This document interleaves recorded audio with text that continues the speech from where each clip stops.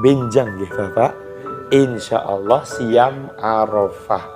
Besok siam Arafah Rasul ngendikan dalam hadis Abu Qatadah di kitab Sahih Muslim, saum yaumi Arafah tukaffiru sanatal madhiyah wal baqiyah. Siam Arafah niku menggugurkan dosa setunggal tahun kolomben kali setunggal tahun ngajeng. Niki adalah keutamaan puasa Arafah. Mila benjang jenengan siam sahur sampai adzan maghrib jenengan buka niku masya Allah Pak, pahala jenengan wis pirang-pirang niku. Besok maghrib bar buka jenengan lak gagai.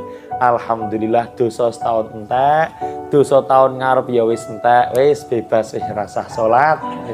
Ya ampun ngoten, mosok terus ora salat.